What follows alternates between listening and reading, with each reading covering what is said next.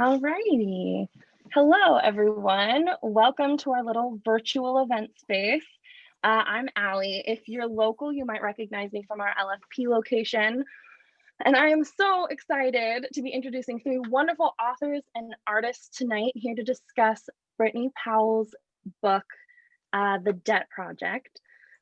Before I pass you guys off to them, I just want to quickly thank everyone so much for tuning in and for showing up and for buying the book. Your guys' support really is what keeps this place up and running, and we love what we do. So if you also love what we do, we'd very much appreciate it if you would swing by, grab copies, or if you're not local, we do ship. Shipping is $3.50, and you get to support USPS too, so added bonus. And I'm going to have all of the relevant books linked in chat so you guys can easily access them. Go ahead and just give them a click and you'll be on our website. While you're over there, I definitely recommend checking out some of our other upcoming author events. It's been kind of a flurry getting all of these going again, so it's been really fun. Go ahead and sign up for our newsletter. It's a weekly update. I think it's one email a week.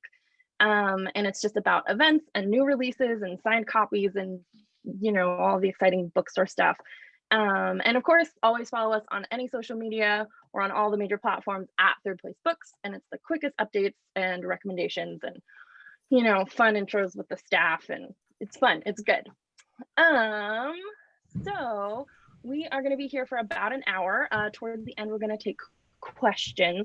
So if you do have any questions, there is a little Q&A box that should be on your screen up in the top bar. We hope that you have questions, so go ahead and ask away and we'll get us through as many as we can. So without further ado, it is my pleasure to introduce Alissa Quart, author of Squeezed: Why Our Families Can't Afford America, and the executive director of the Economic Hardship Reporting Project. Bayete Smith, artist, educator, and presidential leadership scholar, TED resident and subject in The Debt Project, and Brittany Powell, a photographer, educator, and author of The Debt Project, which explores the role that debt plays in our identity and in society through personal, intimate portraits of people in their spaces. So I leave you in their hands, and I will be in chat if anybody needs anything. Just scream if you need me. And I'll be back for questions in like 45 minutes. All right. Great. All right. Well, thank you so much, Allie. And thank you so much to Third Place Books and to Alissa at the Economic Hardship Reporting Project, Bayete, for joining. Everybody that's come, that's really great. I'm really thrilled to be here and excited to commemorate this really exciting week and book being launched. I'm going to start by just doing a sort of a brief slideshow and talk a little bit about the overview of the project before we kind of launch into some conversation. And hopefully my internet holds up. I think it should, but as I was mentioning before, it's Vermont, so it can sometimes be a little spotty out here. All right, so this is just going to be a slideshow that plays, and let's see. If anybody can't see it for anything, just please let me know. So I'm going to start with a quote about debt that's in the beginning of the book that's written by Margaret Atwood, and it's like air. Debt is all around us, but we never think about it unless something goes wrong with the supply. Certainly, it's a thing we've come to feel is indispensable to our collective buoyancy. In good times, we float around on it as if on a helium-filled balloon. We rise higher and higher, and the balloon gets bigger and bigger until poof, some killjoy sticks a pin into it and we sink. But what is the nature of that pin? So I started this project in 2013. It was a pretty challenging time in my life at that point. I had just made the decision to file for bankruptcy on a significant amount of credit card debt that I had accrued after experiencing several years of kind of drastic underemployment, just kind of following my experience working as a freelance photographer in San Francisco. I lost a fair amount of clients that I had been working with after the 2008 economic decline. I had been working for National Geographic, And then I really faced this period of what I like to describe as underemployment. I picked up a second job. I was working as a surfing instructor on the weekends, and I just was really barely making ends meet. And so after a lot of contemplation and really kind of wrestling with a lot of the feelings that I had associated with this debt surmounting that really kind of in many ways matched what I had lost in income, I made the decision to file for bankruptcy. And in doing that, I really cleared myself of this certain kind of weight and consciousness that I'd been really carrying around. And I became really interested in the subject and really thinking about, what kind of feelings I was having about it and starting to talk to other people about it. As a freelance artist, you always have to sort of carry this perception of yourself and really exude this, this sort of feeling of success. And I was really kind of leading in many ways a double life where I was really trying to put forth this sort of successful face, but really was struggling with, surmounting debt and barely making ends meet. So I decided to file for bankruptcy, sort of oddly enough, at the same time as I also decided to go back to graduate school and take on a significant amount of student loan debt. Again, sort of odd decision making, but nonetheless, sorry, my dog is making a noise. And so I chose to start this project, and I started by, hold on a second, shh, go lay down.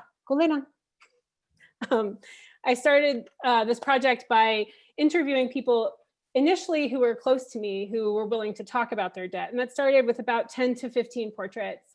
And I really started to feel like I was onto something and really starting to get some significant storytelling through an interesting platform, and really kind of considering that project. And I decided I wanted to launch something much larger. And I was really inspired by the Occupy Wall Street movement and really a lot of the conversation that was going on around the 99%. We are the 99% slogan, sort of the idea that 99% of the wealth in this country is not held by the 99%, but is in fact held by the 1%.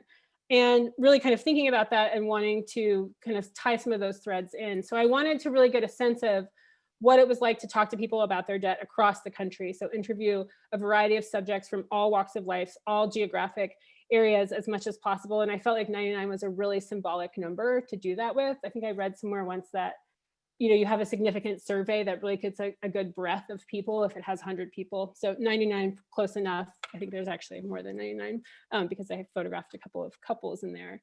And so I set out to photograph strangers primarily after those first 10 to 15 people. And I did so by placing ads in Craigslist, reaching out to community organizations in various cities and rural areas across the country. In total, I photographed in 22 states. 22 locations, and most of this was funded by grants. I did a Kickstarter as well in 2014, which I'm very grateful for. And initially, the project got a lot of momentum, and people started reaching out to me to volunteer to participate. But it also took quite a significant amount of time to do that. 99 pictures is actually a lot more than I really thought when I was thinking about setting out to do the project. And so it took quite a significant time. Coincidentally, the time it took to finish this project was actually the entire amount of time that it took for bankruptcy to come off of my personal record. So 7 years. I completed the last 35 portraits in the last 2 years. And then what we have here is the book. So I learned a lot of things along the way about debt. One of the most significant things I would say that I learned is really sort of the debt's relationship to the middle class, but also sort of the way in which we as citizens of this country really kind of internalize that stigmatization, that shame that we associate it with, even though there are systematic systems in place that really kind of prevent it from being particularly easy to stay out of debt. There's a really great quote in the book that's written by Astra Taylor, who wrote the foreword, where she says, most borrowers are not in debt because they live beyond their means. They are in debt because they are denied the means to live. And that was as true last year as it is today. In countries that have universal health care, medical debt is unheard of. In the United States, medical debt is the leading cause of bankruptcy, and the prospect of accruing medical debt discourages people from seeking the treatment that they need. If we had tuition-free public college available to all, educational debt would virtually disappear.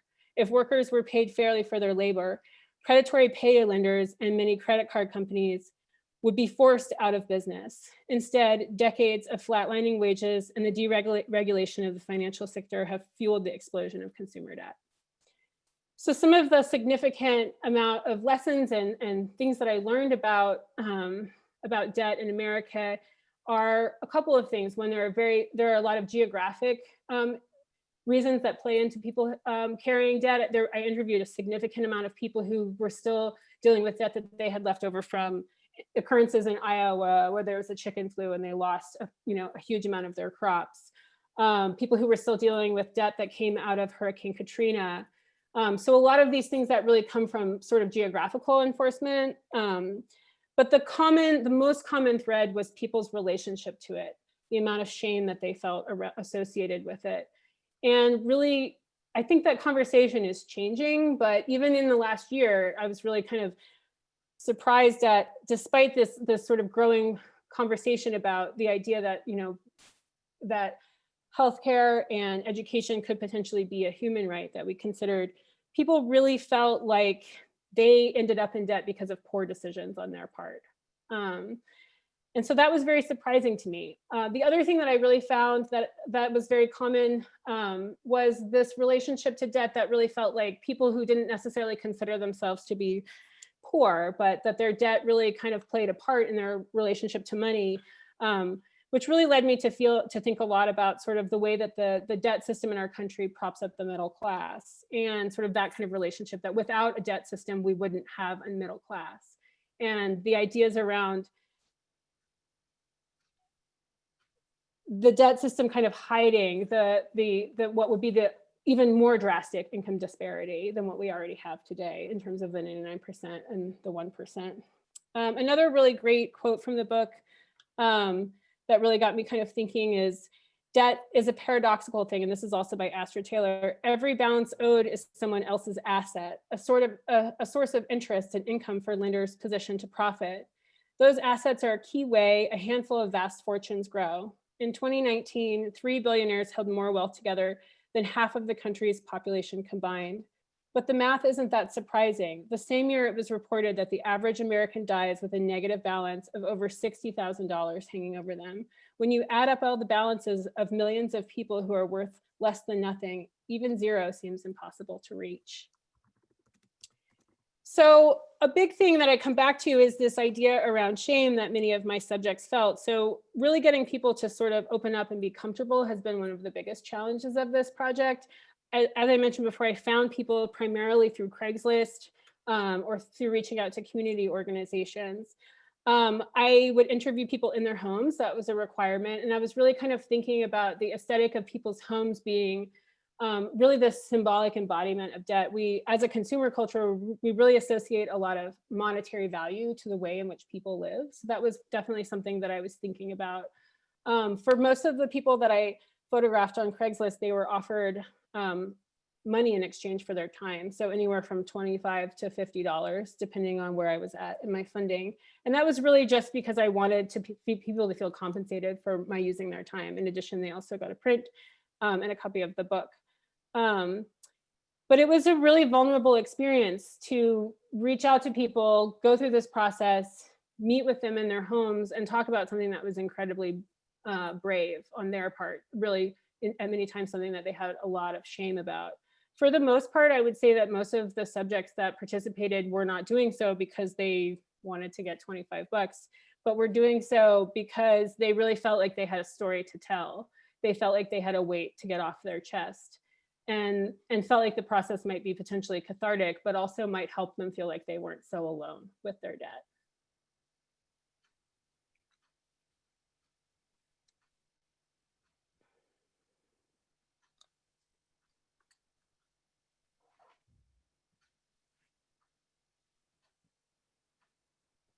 And I photographed myself as the 99th participant, which is kind of an interesting, I have a somewhat different relationship to debt, but even more debt than when I started. And then the last slide that I've included is a slide from the article that I worked on with both Alissa and Bayete, looking at the student loan debt primarily of frontline workers in the US. I worked with Bayete and 3 other photographers to photograph people across the country who are carrying a significant amount of student loan debt, but were participating and helping throughout the crisis, primarily in healthcare. And so 2 of these Brittany, photos are Bayete's. I'm so sorry to interrupt, but I'm not seeing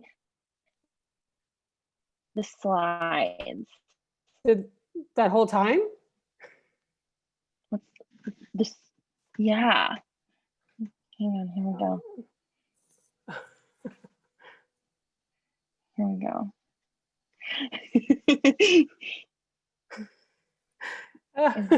Well, maybe there's a way to play it with screen sharing. That's really strange. Okay, good, great. Let's see if there's active speaker. No, I'm not seeing it there. It was working when we checked it.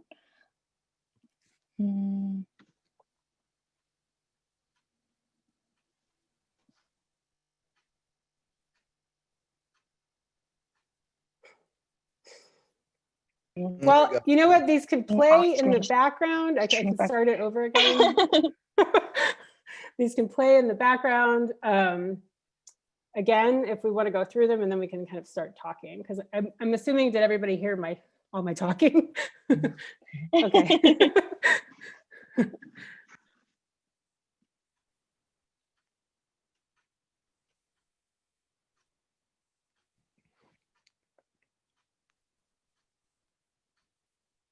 Is it playing now?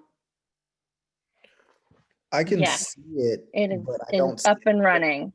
It's stuck on one picture though. I think you have to start the, carousel. How about now? Is it? It's on the still same. Only stuck on one picture. On the same. Gosh, what's going on? Maybe you should hand do it. Okay.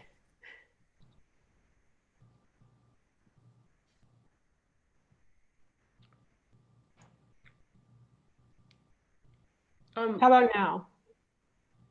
Is it still on the same picture? I don't see anything now. No, now we just see you. Oh my gosh, sorry. All right, let's try this one more time.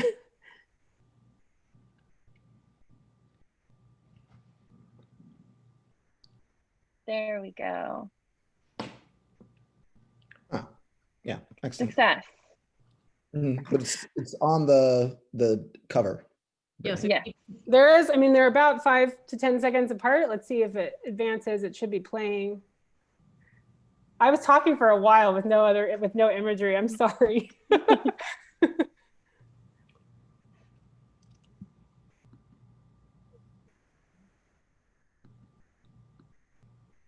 Gosh, it's because it was like totally playing on my end and said it was screen sharing. This is.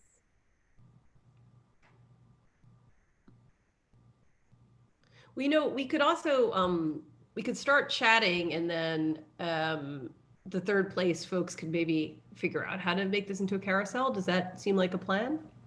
Yeah, it does. I'll just try one more thing here. I'm going to start it in this order.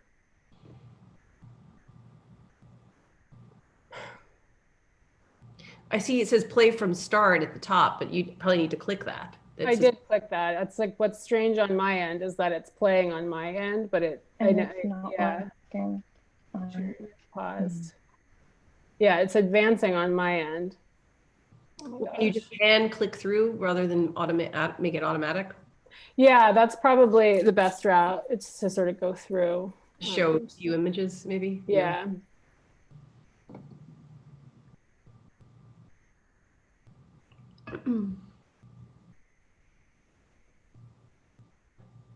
Let me try one more thing.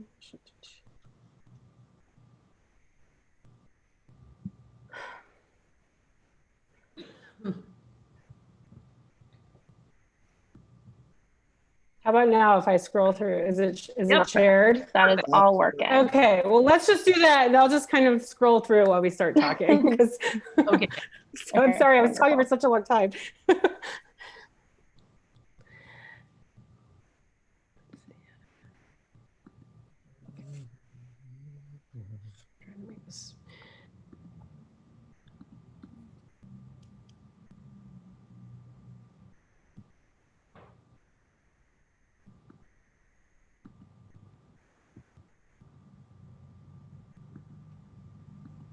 Why is this happening now? So, I mean, I guess I'll just start talking a little bit. So I'm Alissa Quart, and I run an organization called the Economic Hardship Reporting Project. And Brittany has been our collaborator, one of our collaborators, as has Bayete, on a few projects now. I think two major projects we've worked on. And one of the things that strikes me about your work is indeed the way you get people to reveal themselves, to willingly let you into their homes in this way. And then you also, are shooting them surrounded by their stuff when it's the very fact of their stuff or the fact that they can't afford stuff anymore. That is haunting them, right? That's one of the conditions of debt. So I think there's two things. There's the vulnerability and the availability of these subjects in your photos that I find remarkable. And then also the way that you sort of allowed them to present themselves, and you understand, the viewer understands how fragile this couch is, this candelabra this woman is sitting in front of, this weird Italian faux painting or whatever, the plant. It could all be taken away. It should all be taken away if it wasn't being propped up by borrowing. And so I think it gives these images a kind of tension that I particularly like. And I also love the way that they write their accounts on the side, because it's so personalized. And I should acknowledge that I wrote a book called Squeezed: Why Our Families Can't Afford America, where I also had many subjects like this. And the theme I saw too was shame and stigma around trying to be middle class, sometimes passing as middle class, like the subjects in this book, but really having no foundation and no security. And so I thought you really capture that in this. And I would love to hear a little bit about your process. Like, if you're getting someone off Craigslist, how are you convincing them, to do it, to let down their guard? Is it difficult? And I know that sometimes people probably don't like what they see at the end of it. And let's talk a little bit about that. So that's just to start. Sure. So one thing that I should say up front is that I always try to be incredibly transparent about the way that the images will be used and sort of the process that people have to look forward to. So I also I started most of my conversations with subjects about my own experience with debt. So, and I mentioned that the point of the project is really to address the stigmatization around debt and a lot of the systems that uphold it. But I also like to prepare people for the fact that the worst of the worst can come out in response to things. And so they may not get, everyone's not going to be really understanding. A lot of people will be very critical, and that sort of reinforces the whole stigma around it. And so it was a lot of conversation, I would say. So most of my sessions took about an hour to 2 hours, and most of that is talking. I'm not somebody that takes a ton of pictures. They're very formal pictures. I'm shooting on a tripod. Most of them are lit. The idea was also to photograph people in a way in which they would appear and feel empowered. So they had a certain amount of agency to talk about how they wanted to have their picture taken. But I also was really trying to avoid this sort of traditional documentary approach where people are being seen from above, kind of this sort of fly on the wall style. The idea was that it was supposed to be sort of a really strong, formal, empowering photo. But also everybody had the opportunity to write these notes and say really whatever they wanted to about their debt.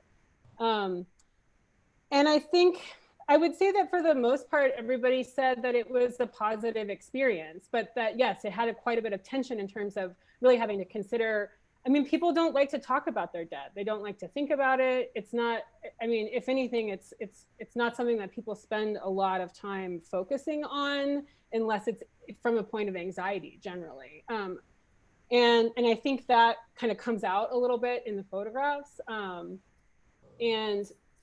so, and one of the articles that you had written in The Guardian, was this idea around sort of the manic intensity. You used this quote, the manic intensity of existing on borrowed time. And Margaret Atwood talks a lot about that in her book about debt as well, just this kind of, how sort of tedious that relationship is, and how it's become this kind of like manifestation of our shadow selves, that it's like this ugly lurking thing. There's a great quote by Ross Perot that's about like the weird ant living in the basement, and like, so there's all these kind of tropes about sort of, debt is this kind of like this ugly thing. I mean, and that's the general perspective. A couple people that I photographed said, like, I really felt like debt gave me agency. It really gave me the opportunity to progress in a way that I never would have had access to.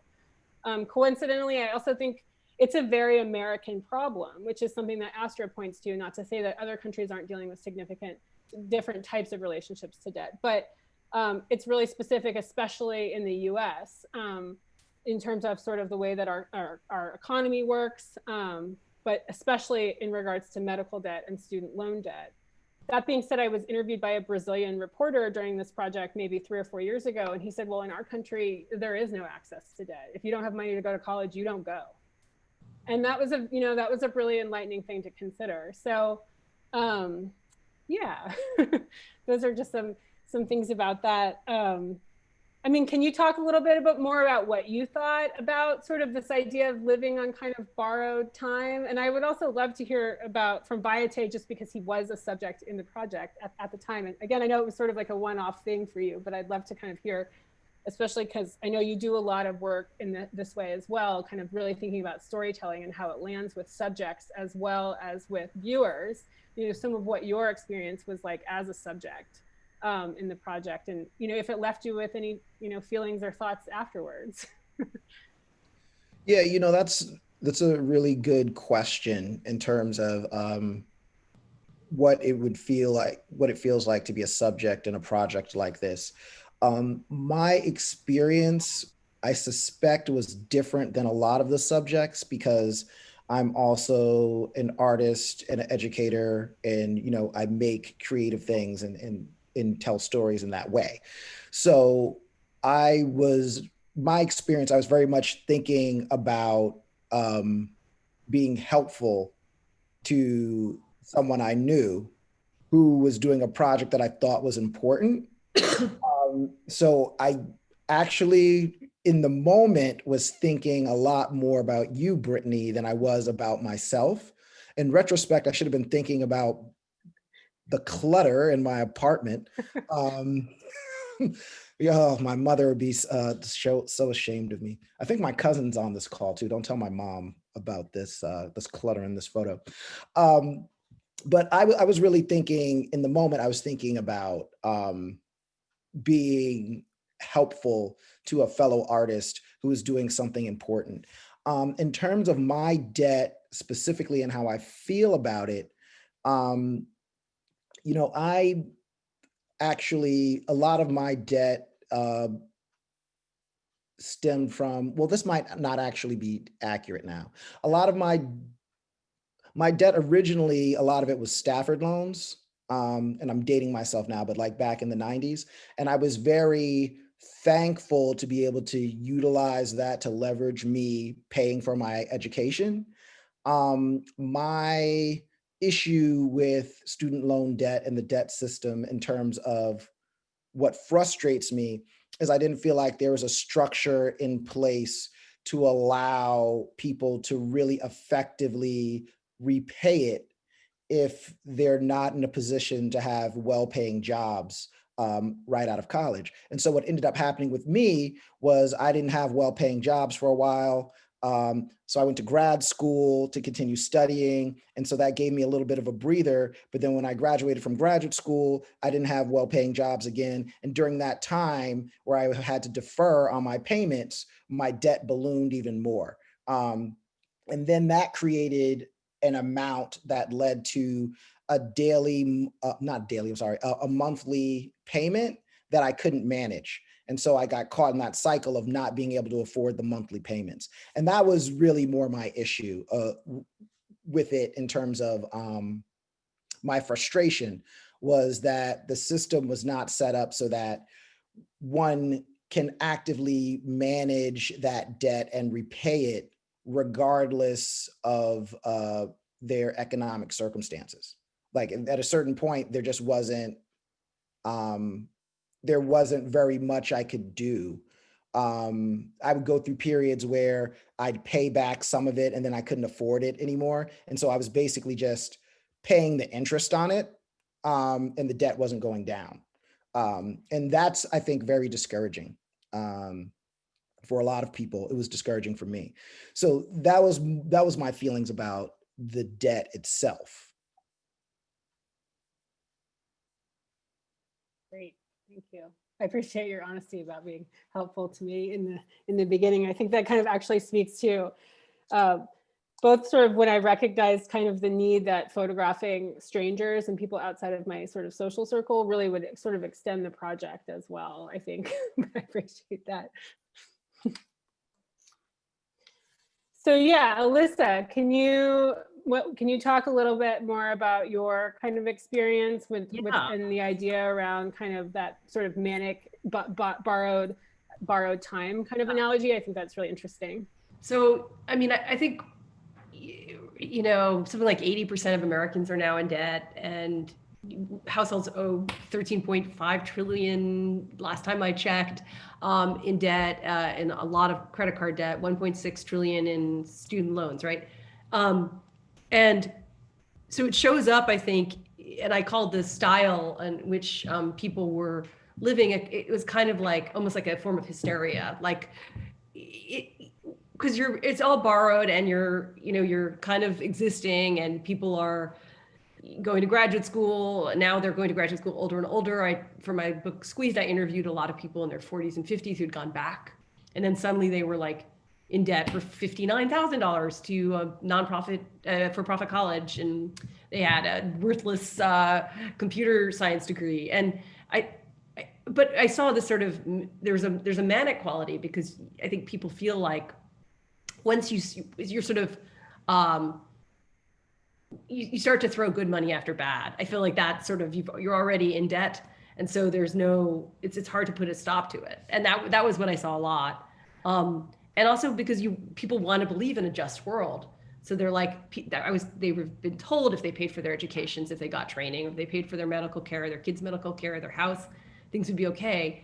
And there's something that I think people are also like, not only ashamed, but they don't want to not believe the world is just. So that they keep going into debt further in the hope that it will, because they're good people, and good things happen to, and because they're working hard, that something good would happen to them. But that often wasn't the case. And so, I mean, I saw it a lot. And so I started to call it the snake oil of the second act, because I heard so many people in their 30s and 40s who were like, I just have to retrain. And that often led to costly certificate programs. And it was one of those kind of catchphrases, like that branding exercise where people try to kind of put a smiley face on economic and psychological distress. It's like, okay, we're going to call it the second act, when it's actually just, probably more debt on some level, which isn't to say that, I mean, this is something that you just touched on. It's not to say that getting that degree, Bayete or Brittany, or getting those, it is in itself, it has worth, right? So, I mean, it becomes an existential question. Is the anxiety and the hysteria around the debt, or whatever, the mild nagging worry, worth the potential growth, creative growth, artistic growth, mental growth, if it's a academic program, whatever, that you could be getting? And I think that answer is complicated. And I mean, this is again, back to the question of people's houses, is it terrible that some of these people in debt, for instance, we talked about this earlier, Brittany, have like a nice couch? Of course not, but often that's demonized. Often that's seen as, why did you go to graduate school? Why did, even though we're getting this mixed message, like you need to have as much education as possible. So I think that's another thing, like, I think it's usually a positive to get more education for a mass of people. I think people vote better when they're better educated. I mean, the proof's in the pudding. So, yeah. Right. I mean, I definitely, I mean, one thing that you point to is it's such a complicated question because there is this abstraction that occurs about the number and the weight of it. And it's like, it's almost like, and that was the thing I noticed for myself when I filed for bankruptcy was it was like it disappeared, but in some ways it was never really there in so many ways. I mean, it was a number and it caused a tremendous amount of stress. But had I defaulted, I don't know what would have happened. I was always so afraid to, but I was always so, I mean, it felt like such a sort of a societal reinforcement of that kind of shame around it. And again, it's not like I was, people were knocking at the door, demanding their debts, but this idea that we sort of like perpetuate it on ourselves. And then we also think about sort of the bankruptcy system as being so looked down upon. And yeah, we have a president now who's like, filed for bankruptcy in some capacity. I don't know how many times, but several. But I also think it relates back into, again, you sort of like, there's like, I mean, I've heard the phrase that like, if people are drowning, it doesn't really matter if they're drowning in 8 feet or 50 feet. It's sort of after a certain point, it goes so far. And I mean, I remember there was a initiative being discussed with economic stimulus recently to relieve $10,000 of student loan debt. The majority of people I mentioned that to were like, well, great, that's not going to really do much for me, because it becomes, again, maybe it's something, but because the debt is so insurmountable, it's so abstracted, it's such an amount that, people don't even ever have paying it off a lot of the time, or a path to do it because, sort of their wages have stagnated to a point where they don't match the cost it would take to actually pay those things back. But then it also comes back to, we also live in such a sort of consumer-driven society where objects and wealth are sort of coveted after that. Yes, I mean, do people spend every last ounce of their dollars towards their debt when maybe they should? I mean, it's hard to say when we have sort of a society that kind of reinforces that. Historically, they did in the Depression, right? It was the installment plan. People, were safeguarding the refrigerators, right? Like that's this moral moment that conservatives are hearkening back to, right? When they're trying to, remind us of the shame of our debt. But I think the 90s changed that. The 80s and 90s, the doubling of the cost of colleges, public colleges from 1996 to 2016, the affluence that we saw everywhere, the SUVs that looked like armored vehicles that started to echo wars and forever wars, the giant houses that people were living in, right? And fancy household appliances, right? So it wasn't just the important things, there's medical debt and housing debt and college debt. It was also this incredible affluence that we were seeing in the 90s. And so there's now, I think it's like a lot of ambiguity around the morality of the moral hazing around debt, right?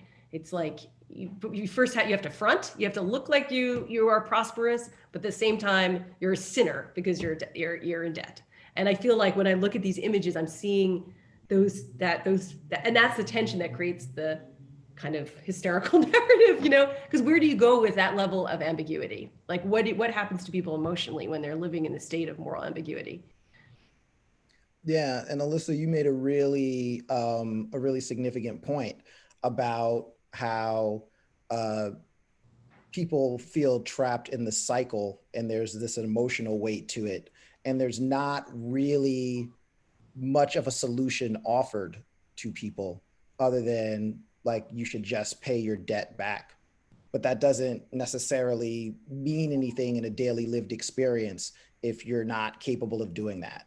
And so then that bodes the question, and then what, Yeah. I mean, I started to see it like almost like a monster when I talk to people, like their debt was like, had this, Astra writes this in your book in this wonderful introduction that it's invisible. It's like a lot of other toxic things in this country, like it's like oil, debt, and these things are almost unseen. And then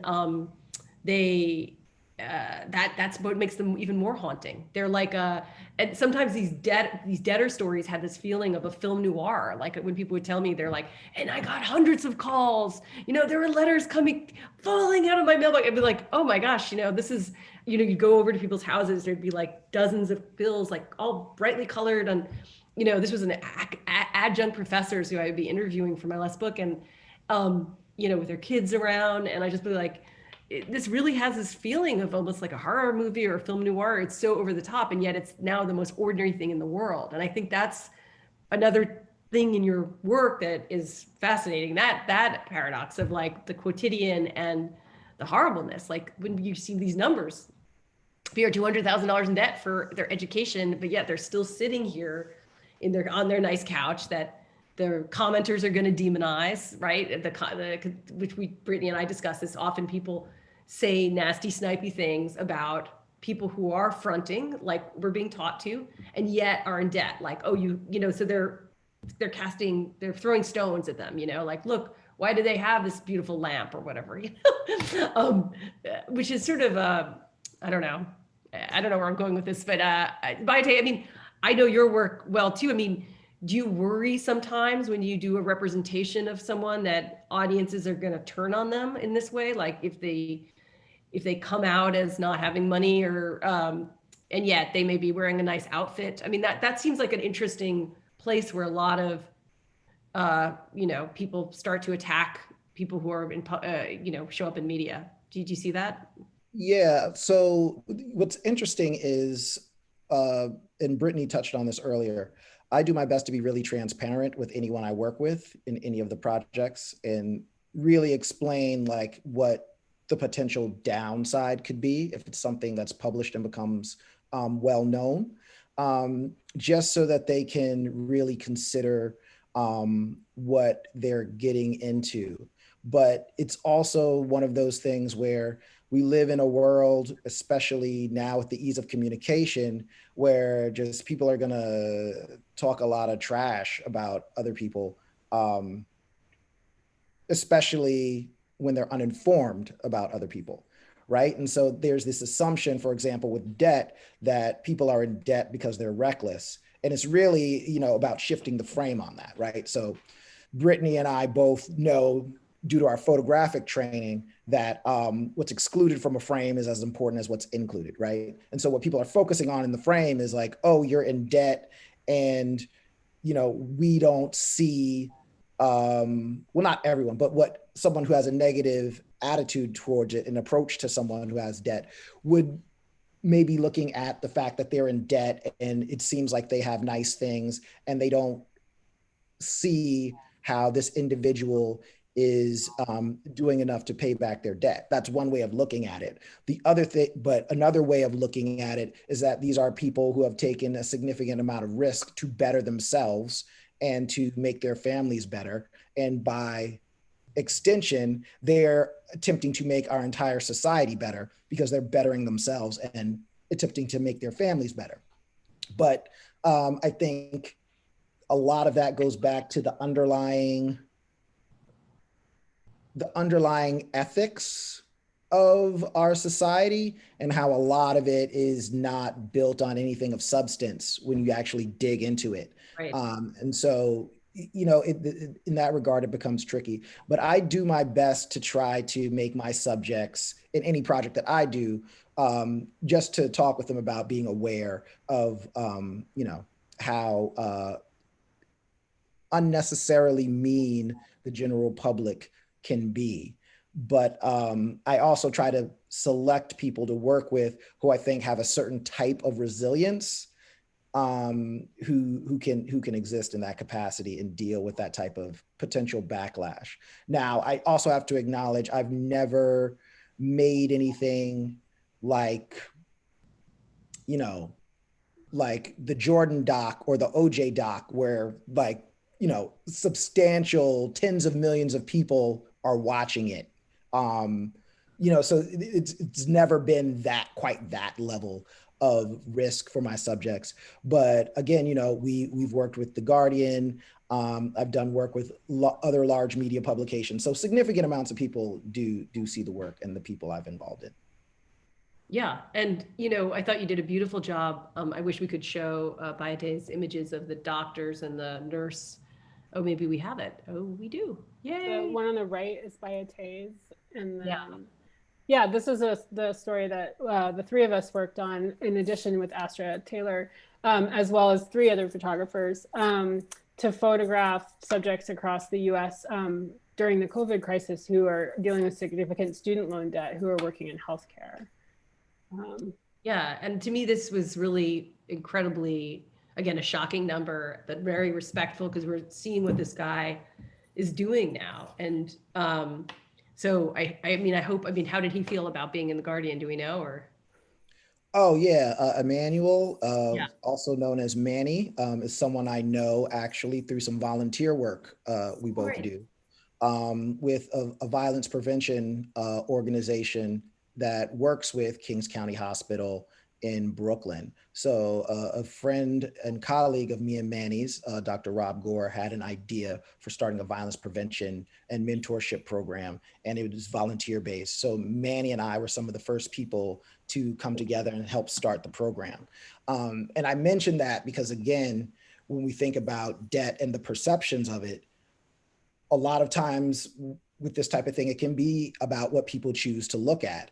And so you could look at Manny as someone who has a huge amount of debt, but even before he was a frontline medical worker, he was still a trauma physician prior to the pandemic, and someone who volunteered his time to reduce violence in his community.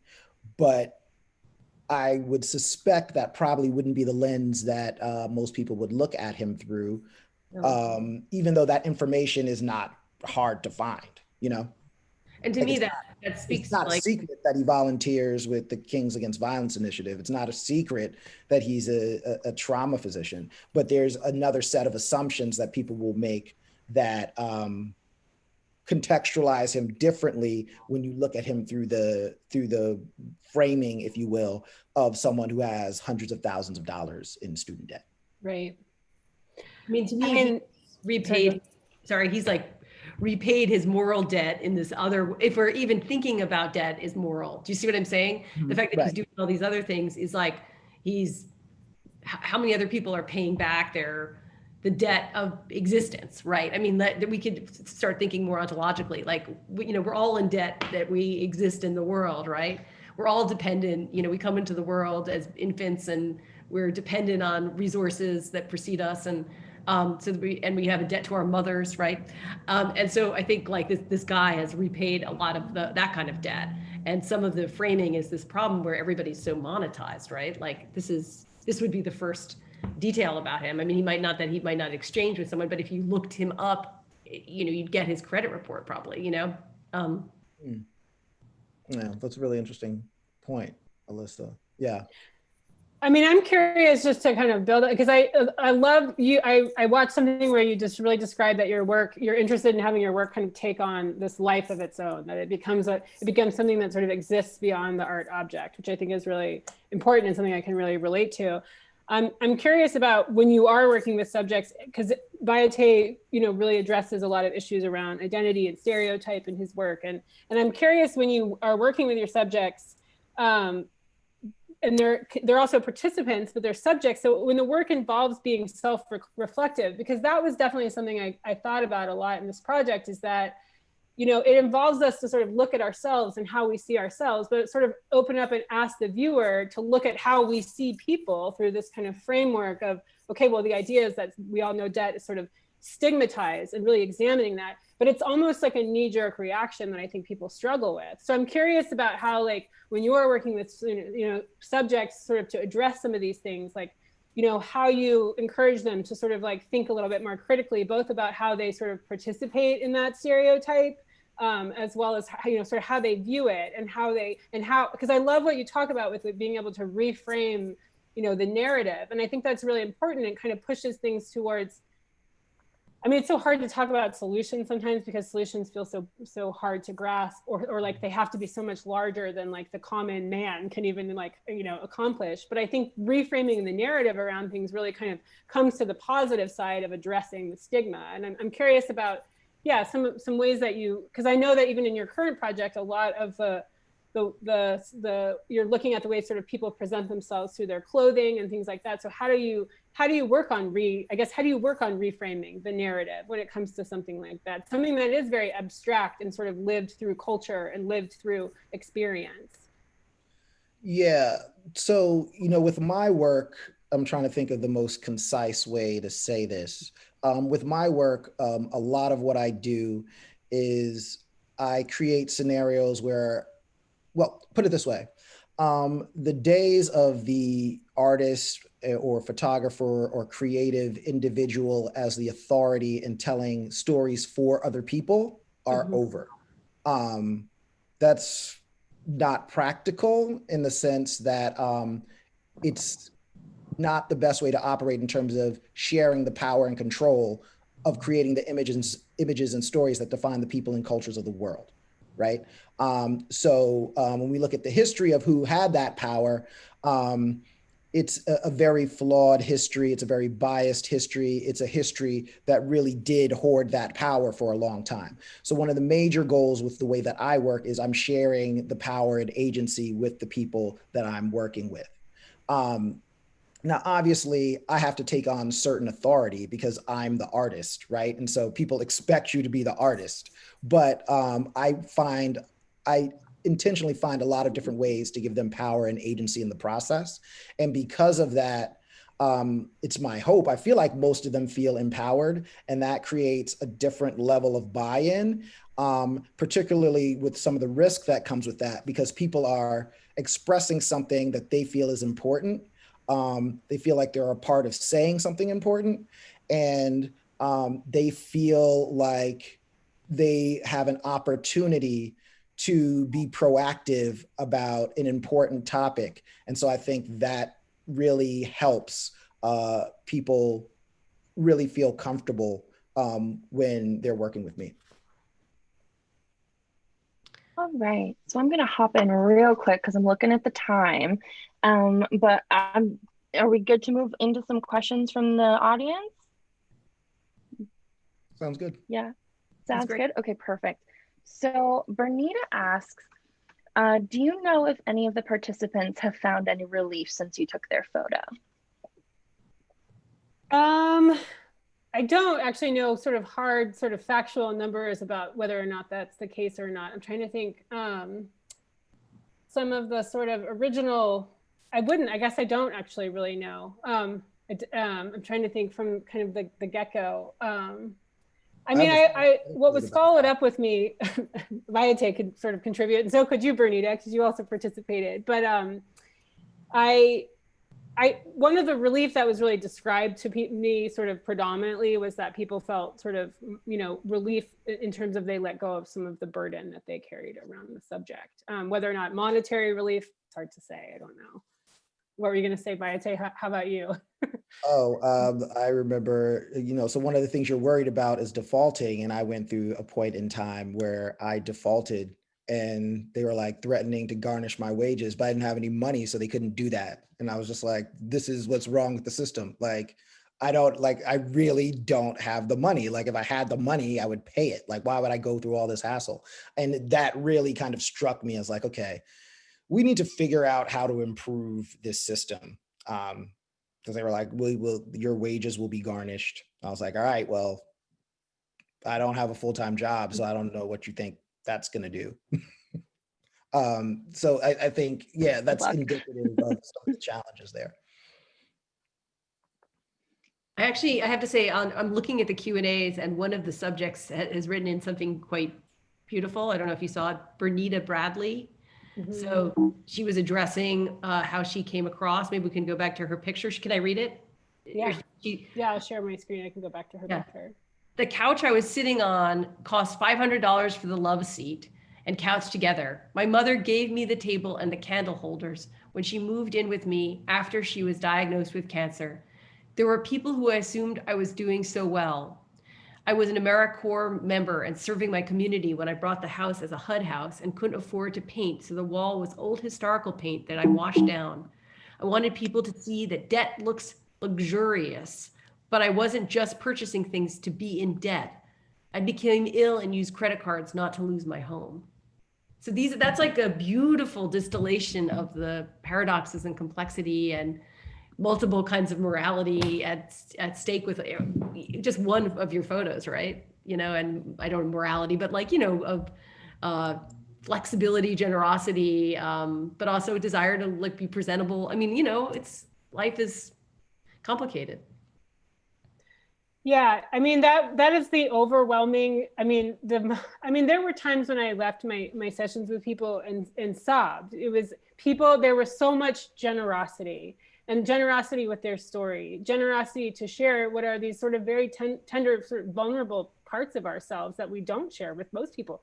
I met with people who were afraid to tell their partners about how much debt they carried going into the relationship, things like that. And I think, and Bernita was exceptionally generous. I can't even, I could just go on and on and on about that as well. But it's been and that's been sort of, and I think that really also speaks to it speaks to sort of the need to find community around some of these situations and that sort of precarious, existence that we find ourselves in. Because I feel like it's also something that, because we don't often talk about it. I mean, I do feel also, just to sort of speak to the question about, sort of relief, is that one thing I have noticed in the 7 years that I've worked on it is that the conversation has gotten much louder about it in that 7 years. And that's really, I think, a big deal. And I mean, I definitely, doing my book and all the work we've been doing at EHRP, at Economic Hardship Reporting Project, at Econ Hardship, by the way, if you want to follow us, was that people expressing their stories, not being silent, not being coming out basically as economically unstable or struggling or in debt, or really helps. It helps them take in information. There's studies have been shown that if people can tell their stories, they can then take in other people's stories, and they're better consumers of information. So there's broader, there's a multiplier effect of us getting people to tell their stories. And Bayete, collaborating with people. So it's not just like, the vulture coming down to get the story. But I mean, I'm just reading these comments that people are sending in. And one of the ones that I think we have to hit is, how has the pandemic changed things? Or what is the, and also what can we do now? I mean, what are things that are on the table this election? And I have some ideas around the stimulus, but first, college students can't access, so it's very hard for college students to access any money. This whole pandemic. So this assumption they're getting money from their parents.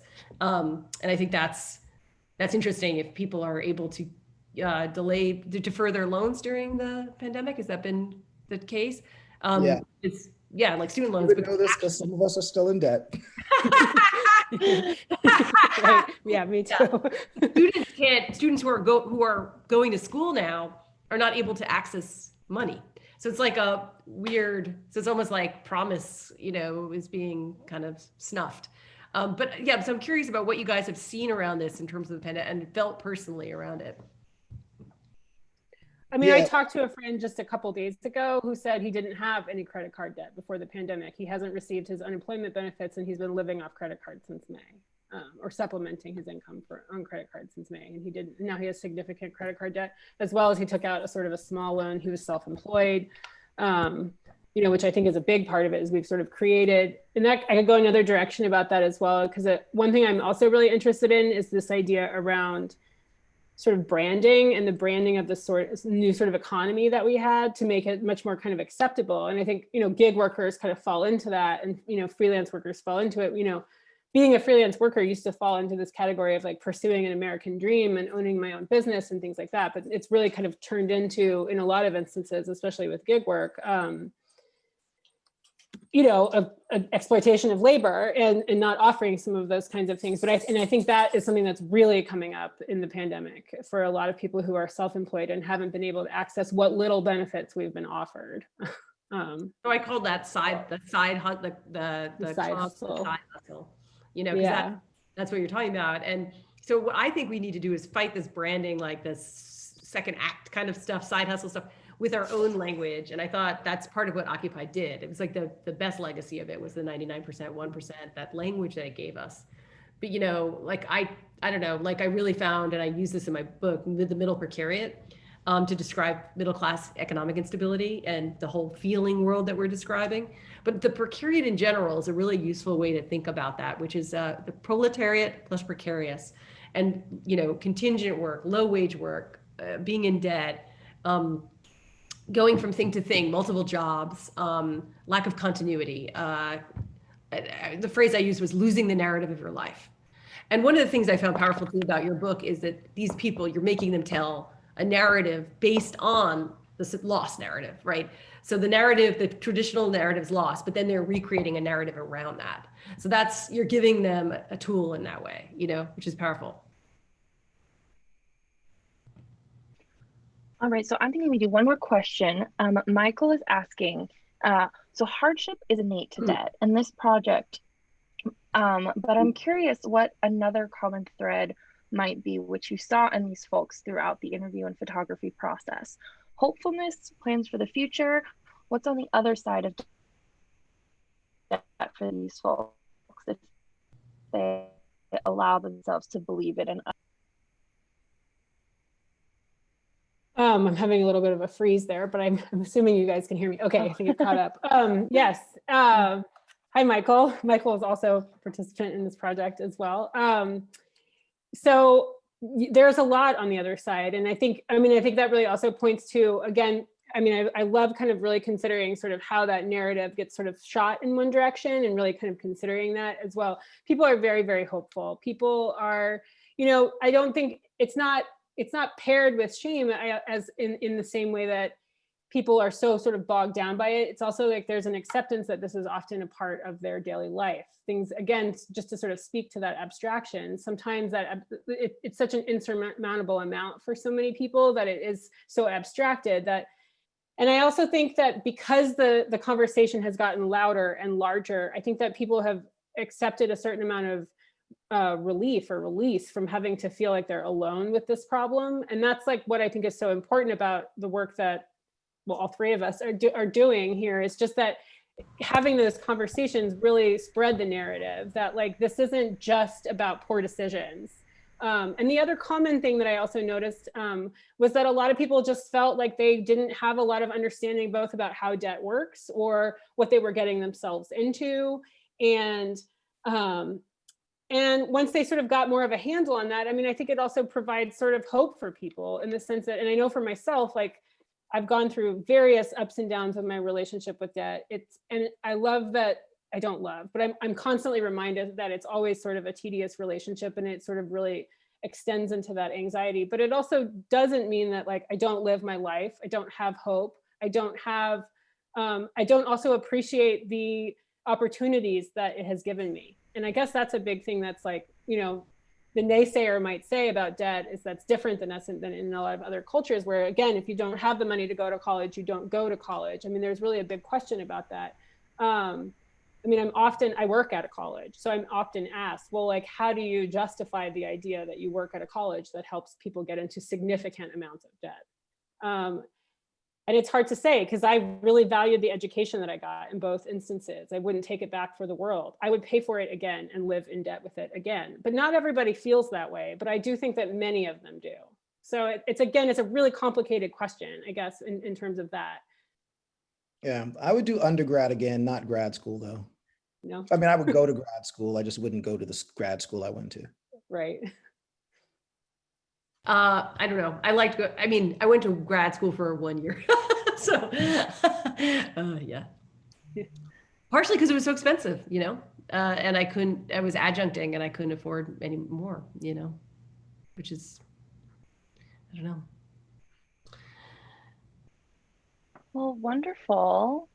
Thank you guys all so much for coming and talking to us. I think this work is so important, and I know that it can be such an emotional and complicated thing to talk about it. And I'm really struck by how raw and well presented and sensitively that you guys executed this work. So thank you all so much for coming and talking to us, and everyone else in the audience. Thank you so much for participating. I loved reading your chats. There's some really beautiful additions in there. So thank you guys so much. And as always, come say hi to us, buy the book. And thanks so much. Thank you, everybody. Good night, everyone. Thanks, everyone. Good night. Bye. See you. Coming. Thanks.